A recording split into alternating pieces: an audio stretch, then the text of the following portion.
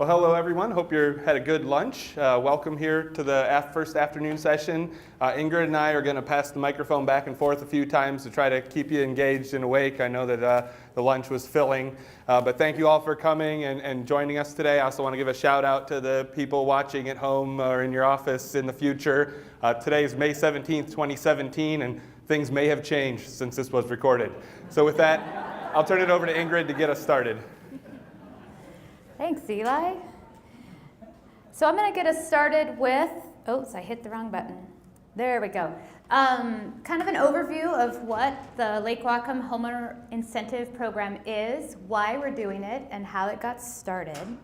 So the Homeowner Incentive Program makes this lovely acronym very easy to remember, HIP, and that's kind of fun to play with that when you're tired at the end of the day.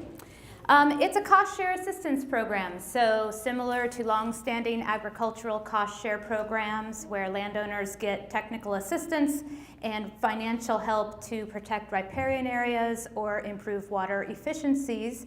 We're applying this concept to provide technical assistance and financial incentives and reimbursements for residential stormwater improvements on a lot-by-lot scale.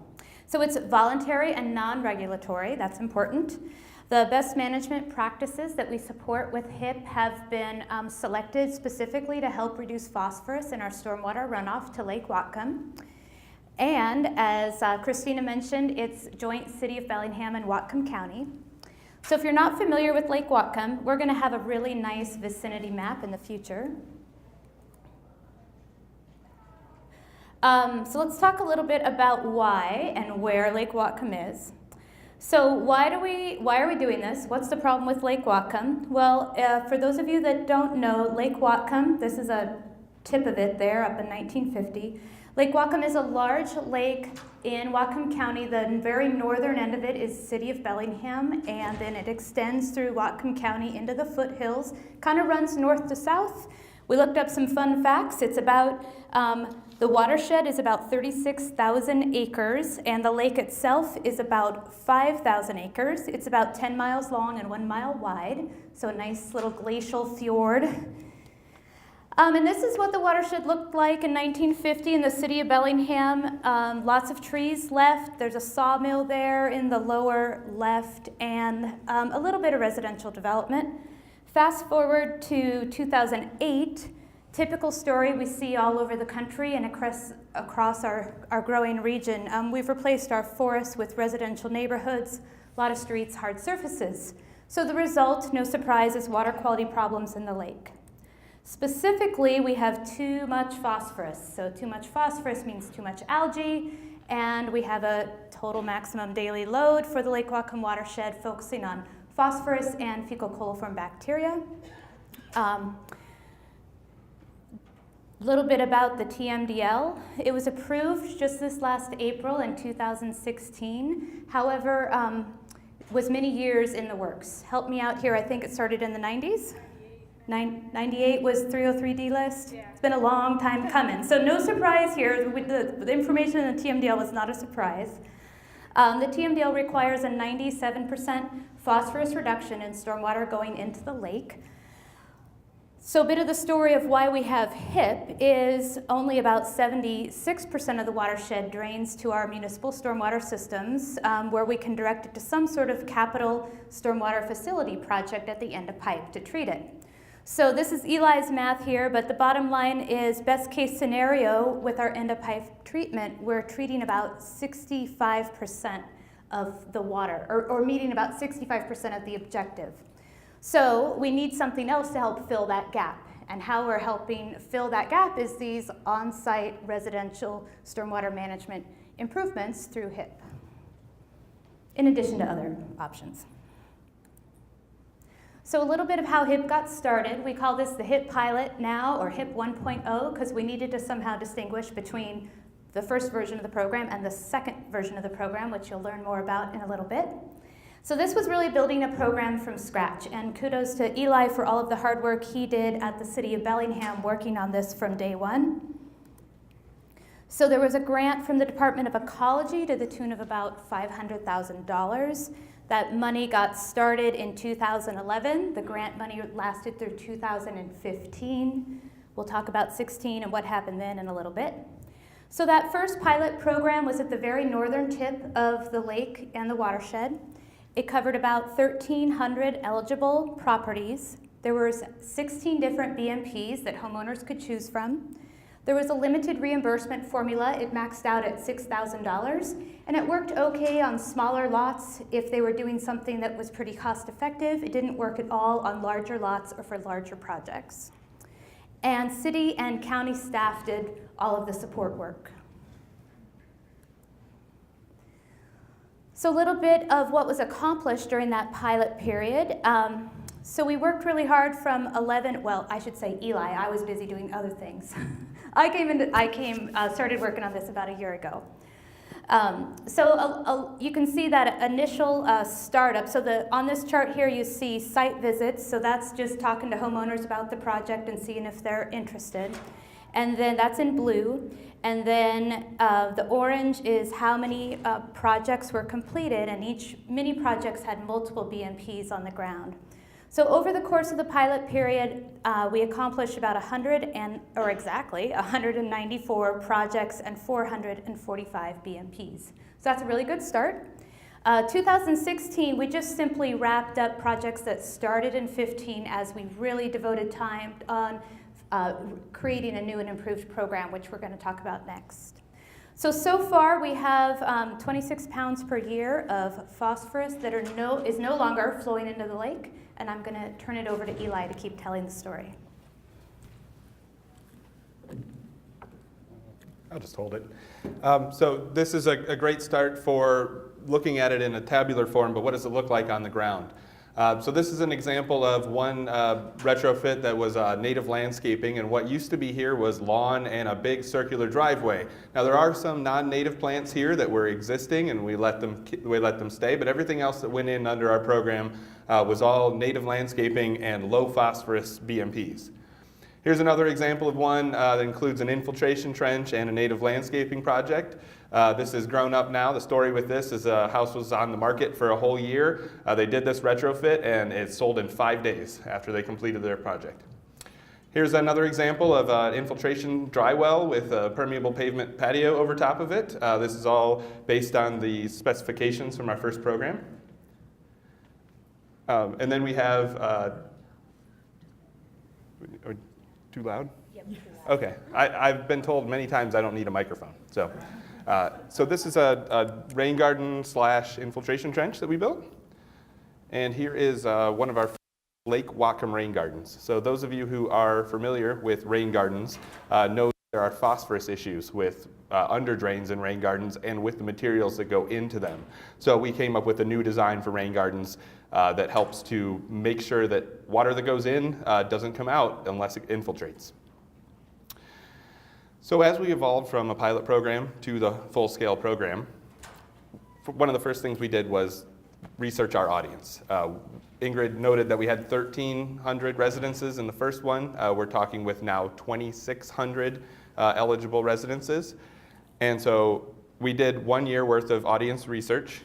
We did surveys and focus groups by hiring a third-party firm and keeping the government hands off of the research so that people felt comfortable in giving their answers openly. We had a lot of staff experience, meaning I wrote about a 12-page document explaining all the things that I learned and that I was surprised about. And we interviewed about 150 local businesses who provided either goods or services to the program. We also assembled technical advisory teams and outreach advisory teams to look at the two parts of the program. This really is a 50% education and outreach and 50% technical assistance program, so we needed to work on both ends of that. Through this process, we received 275 recommendations on how to make our program better, and 212 of those we classified as unique. So if you're going to go through an evaluation process, you have to have really thick skin because you're going to have people telling you all the things you did wrong and not even noting all the things you did right.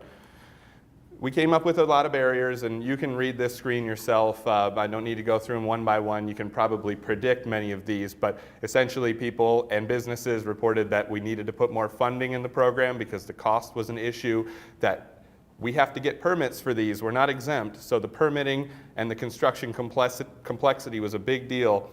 And then this distrust of government barrier goes along with the messaging, is that people were convinced that they don't understand it, that the government's involved, and there's got to be a catch. What's the catch? What's the trick here? What are they trying to get out of me?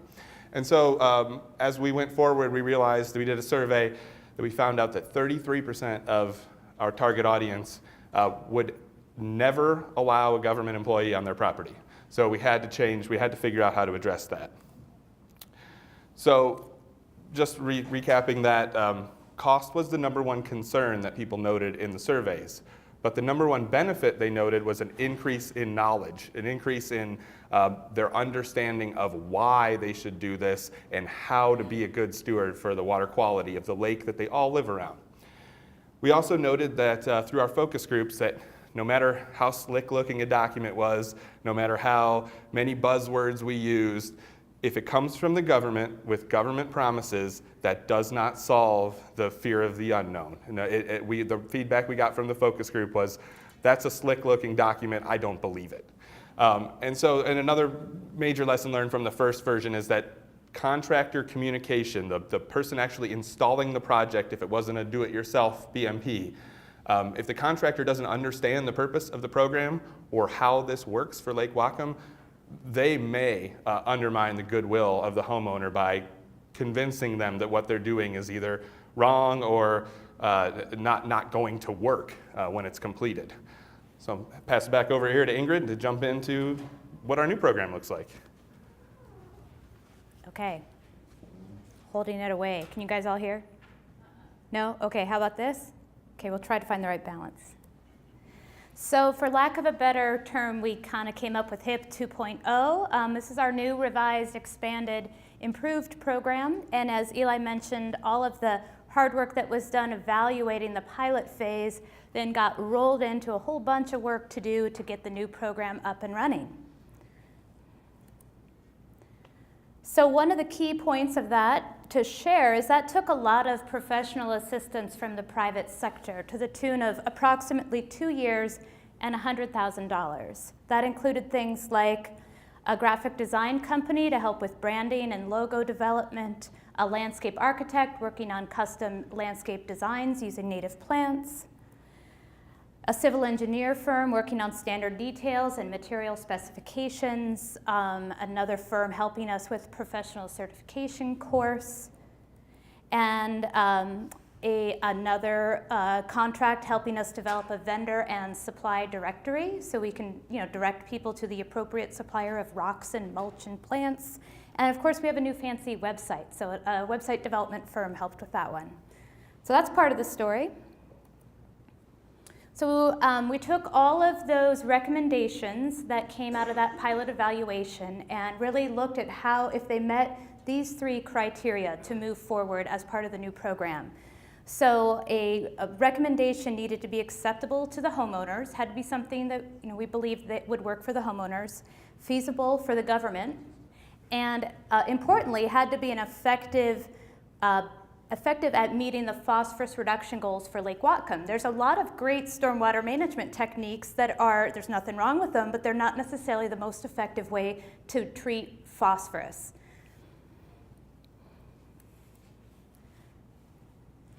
Okay, so to run through some of the big changes we've made to the program, we expanded the area. So here's Lake Whatcom again. This is the northern, maybe third or quarter of the lake. You see that first area in greenish is our HIP 1 area. We doubled that, doubled the number of participants and more than doubled the area. So we went from about 1,300 to 2,600 eligible properties.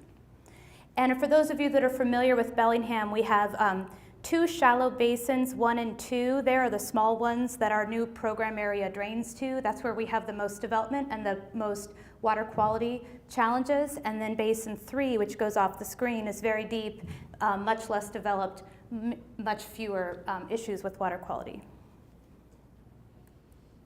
Okay, another big change is we no longer have a one-size-fits-all program. So there really was a desire to come up with focusing our limited resources on properties where we'd get the most phosphorus reduction benefit for the buck, right? So staff probably Eli, maybe some others, not me, did a bunch of analysis, came up with 3 property types where we thought we could have the most benefit and be most efficient with our resources. So those are, of course, shoreline property owners, because that water drains directly to the lake. Creekside property owners, again, draining directly to a creek, so draining directly to a creek or a lake that does not have the opportunity to go through the MS4 and get treated by a capital treatment system downstream. And then lastly, properties with large lawns, of which there are many, because lawns are a big producer of phosphorus, and that's kind of low-hanging fruit to convert lawns to either native landscaping or treat that runoff in some other capacity. So this is kind of the top tier of programs. They get the most financial assistance and the most technical assistance. And then everyone else qualifies for a do-it-yourself native landscaping program. So that's going to be minimal technical assistance through workshops. It's designed for people like this family here that installed a project on their own last year to convert lawn and other types of landscaping into native landscaping. And I'm turning it over to Eli. Well, thanks. The intention of my loud, active voice was to keep you awake, so now that I've been stymied, I'm going to try to bounce around a little bit here. So one of the things we talked about, cost being a big issue, and so we did the numbers and we realized that people that were doing their own projects were getting reimbursed about 70 cents per improved square foot. And by improved square foot, we mean both a lawn converted to landscape or pavement removed and converted to landscape, or an area that drains to one of our phosphorus treatment BMPs. So you can do a lot of work with a small project. We moved that up to $1.30 a square foot to try to capture the additional expense that is involved in hiring a contractor and not doing these projects yourself. But we also had to keep in mind that our capital program was treating phosphorus at about $1.10 per square foot, and when you're working with elected officials with budgets in mind, you don't want to set up a program that costs 3 times more per pound of phosphorus, because their idea is to focus then on those capital improvements. We also had a very strong impetus to keep homeowners invested in the project. That means that some of their costs are not reimbursed, so that they take ownership of it, so that they spend, hoping for is about 20% out of pocket. In the first version, we 25% out of pocket. So we hope that increasing the size of the property, or increasing the type of the project and increasing the incentive can help us make up that gap. We also see major properties with 5 acres of lawn right along the shoreline. We didn't cap the incentive and have people do a little bit, but not as much as we need. Because again, there's no capital way to treat that runoff. So on a property with an acre of lawn, we are offering $56,000 per treated to either landscape or infiltrate or treat that runoff. But for the tier 2 projects, or the lower tier, the do-it-yourself small properties that already drain to our MS4, we're maxing it out at $6,000, keeping the same HIP 1 essentially for those folks, but providing a different incentive for the that second group. We've got, this is just an example of a property, giving you an idea, and the Clean Beach BMP is something I could give an entire session about. So I'm just going to point out that in this case, if you put in the Clean Beach BMP that has phosphorus treatment methodology and using the media filter drain, for those of you that are aware of it, this property, installing that 1,500 square foot Clean Beach there, would be eligible for almost $19,000 worth of reimbursement. Again, we expect this to cost $20, $22, $25, but the reimbursement is associated with the work that gets done, the portion that the local government is willing to fund. Another part of this is that, again, I pointed out that 33% of the target audience wouldn't meet with anybody from the city or county, no matter how friendly Ingrid and I are. So we worked with our conservation district, which is governmental, but not known to be governmental. And so not only does the conservation district get to go out and say, I'm not a regulator, I'm here to help, they also provide a single point of contact for the city and county to work through issues that come up. So we're in the background helping the conservation district do their work. And also the Conservation District has a lot of wonderful technical assistants. They have habitat biologists, they have wetlands biologists, they have a lot of special assistance that they can provide to our new HIP coordinator there, Jenny, who couldn't join us today. And so the new HIP coordinator has all of these tools in her tool belt to help work through the process. So I'm going to turn it over to Ingrid now to talk about the new tools we developed to educate and outreach to our audience. And then I'll come back and talk a little bit about the technical tools we developed, and then we'll be getting close towards the end here today. Yeah. And if I can just add a real asset, I believe, working with the Conservation District is those additional technical experts that Eli mentioned. We no longer now have to have a special separate contract, say for a wetland biologist or a GIS specialist. If it's something small, we can just roll that into our interlocal agreement with the Conservation District, and it's much more efficient and effective to administer. Okay, so the new outreach tools. Number one, branding. Here's our lovely new logo. This, in essence, the branding developed was a logo combined with a color palette to use and a font to use. So we try to use that as much as possible. There were outreach documents developed in-house using the new branding, color scheme, and fonts. These are front and back, 2 pages. They go on our website. They get handed out to people. They're in layperson terms designed to explain what is a rain garden, what's native landscaping, what's the media filter drain or clean beach that Eli mentioned.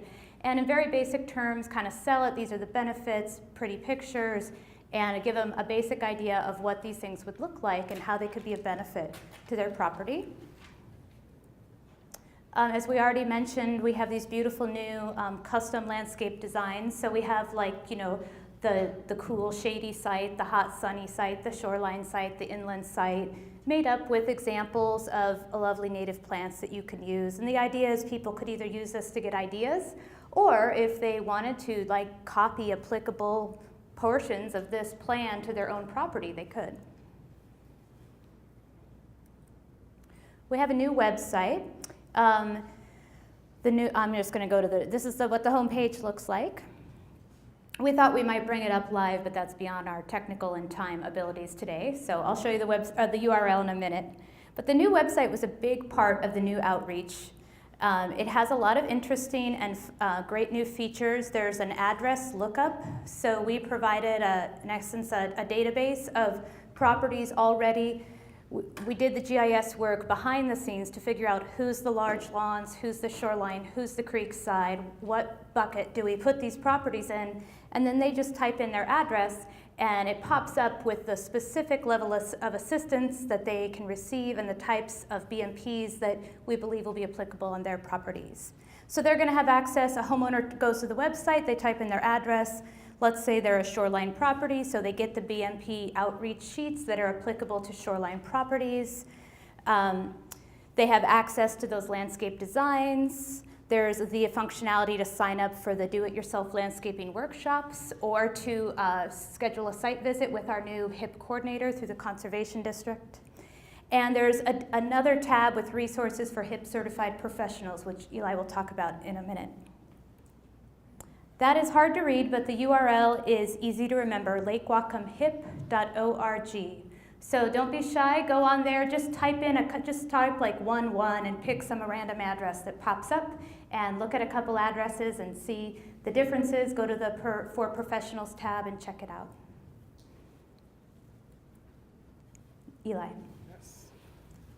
Thank you.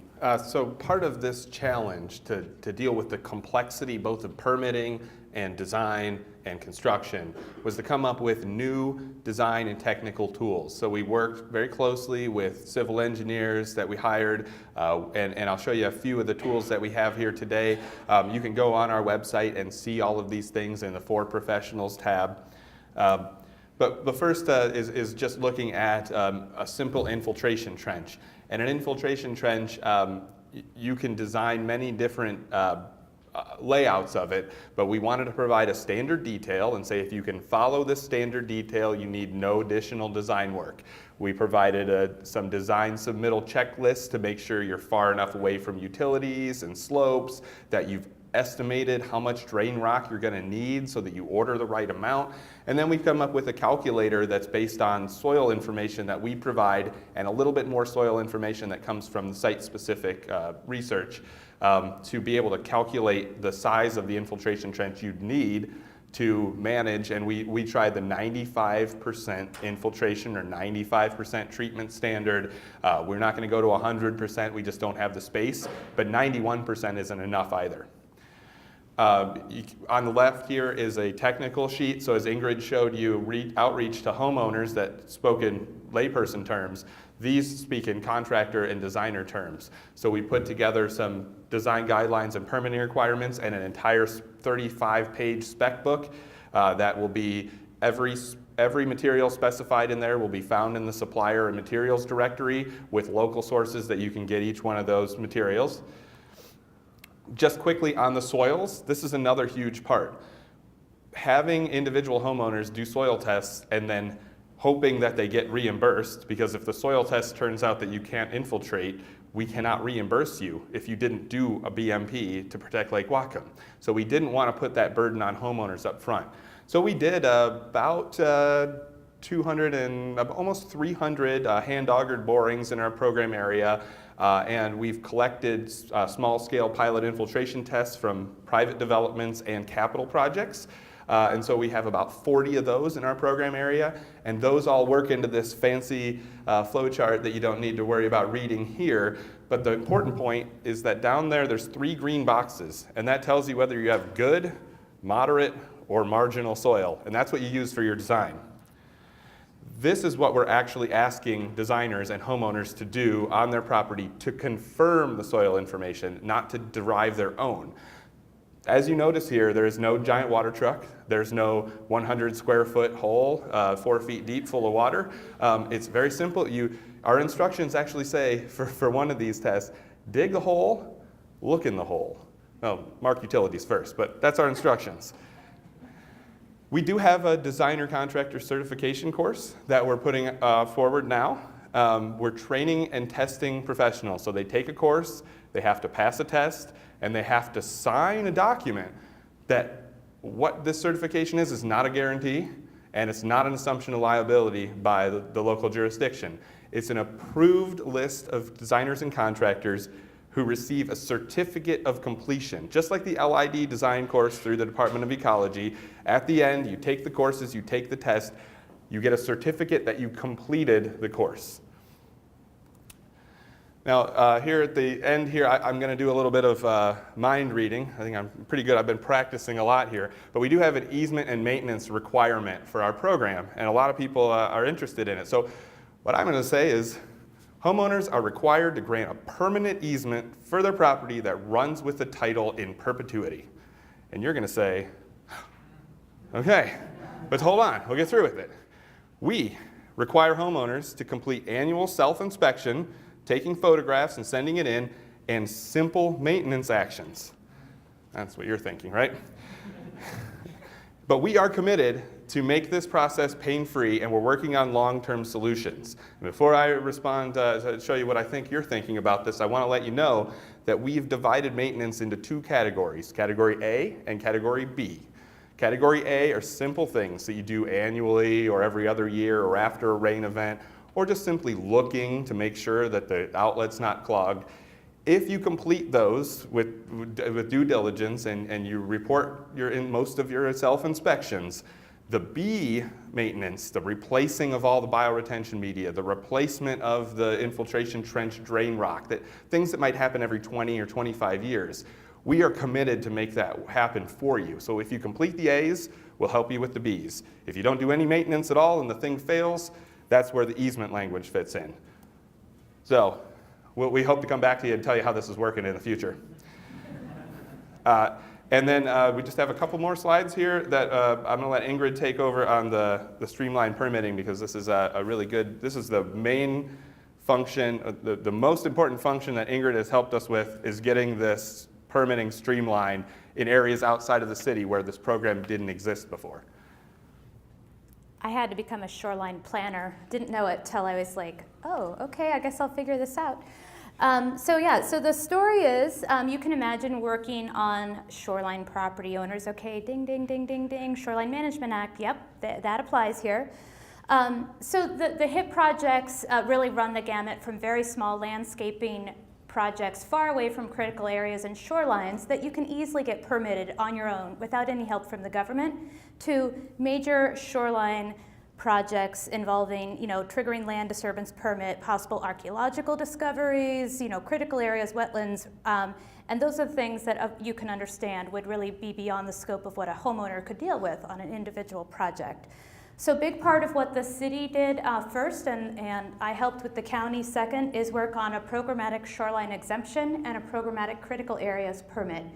And those, so we pretty much took the whole program. These are our BMPs, this is how we're going to run the program, this is what they're going to be asked to do. And we got permission under this programmatic permit to pretty much implement these projects underneath that programmatic permit with a very simple, it's a little bit different in the city and the county, but it's a very simple, we hope, permitting process on each individual site underneath the programmatic.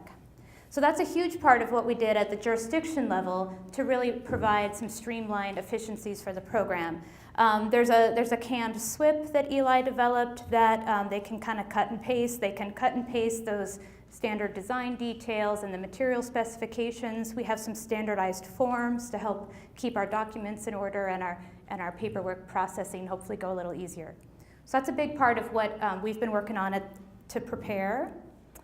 So we're going to talk briefly about some lessons learned so far as we roll out HIP 2.0, and then we'll have time for questions.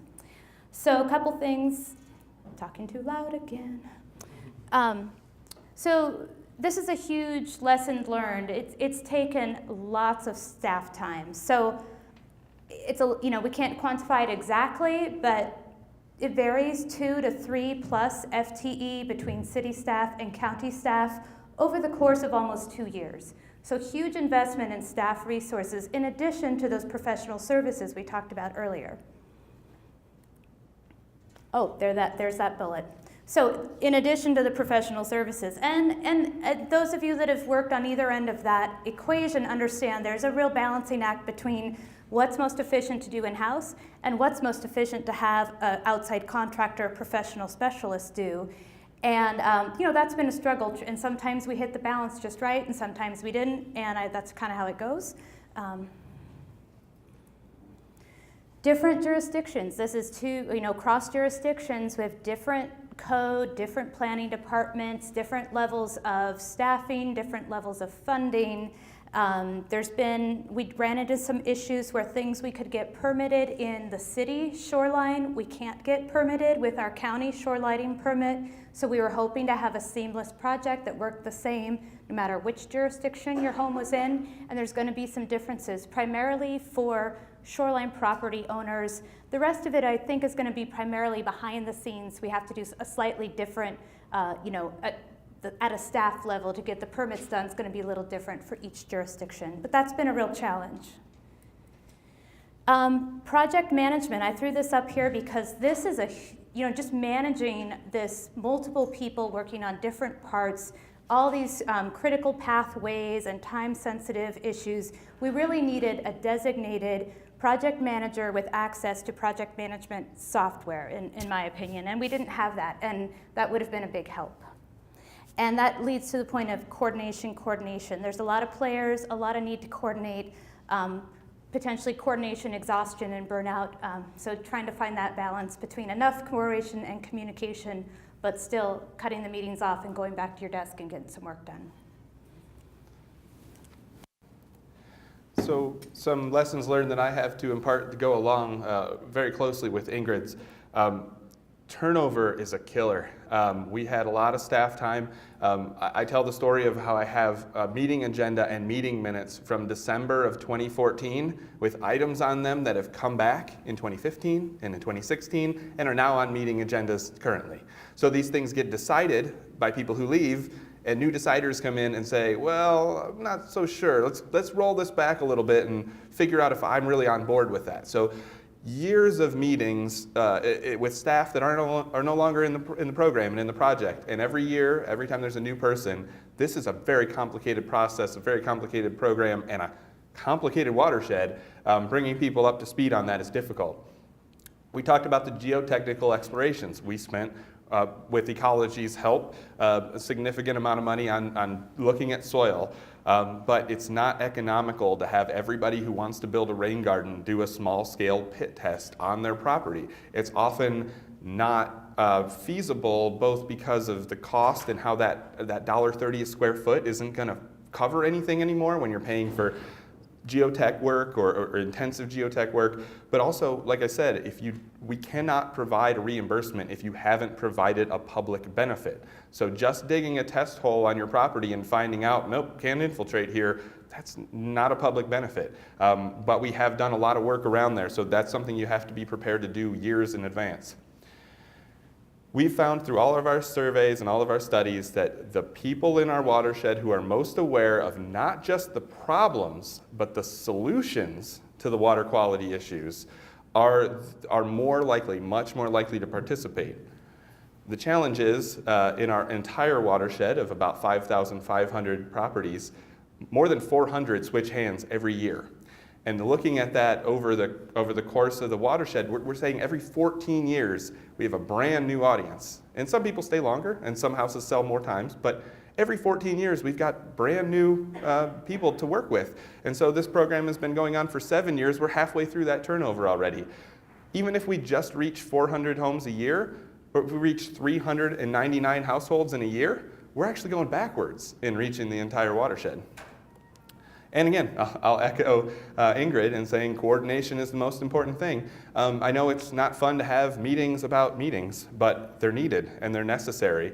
And you need to figure out, you need to have somebody like Ingrid who can organize and make the list that you need to punch all the things off the list. It's easy to get caught up in the big, shiny, fancy things of your program and easily forget about those little pieces that could really affect things moving forward. So having everything written down somewhere is very important. So we're going to open up to questions now, and I've done this presentation a few times, many times, and there's so many really, really good questions that you have, and a lot of them, the answer is going to be, you need to work within your own jurisdiction and figure out the answer to that. So I know that that's not a satisfying answer, so I'm just going to lay out a couple of ground rules to kind of organize what we can actually answer here today. So we are not lawyers. We're not tax advisors either. Now, we work with folks who can cover these things, and we're happy to connect you with them, but I can't speak on their behalf here. But we work with them and we talk with them.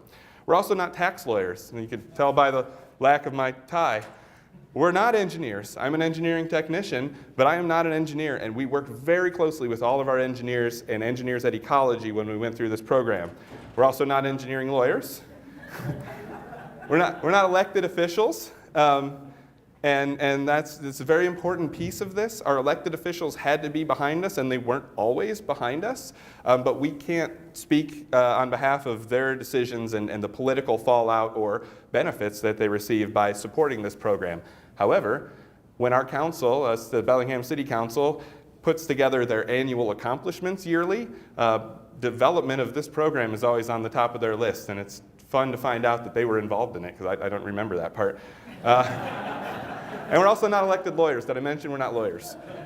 What we're public works staff, and we can answer any question you have about public works and planning and internal coordination, but we want to provide, we'll put our contact information up here in a second. I think we have some handouts so you can come up and pick one up with all of our information on it, or just go to the website and contact us, and we'll get you in touch with the people who can answer all of these questions to your satisfaction. So with that, here's our contact information, and I will let Ingrid or Christina, Ingrid being a former 7th grade teacher, organize the raising of hands and getting questions up here to us. So thank you all.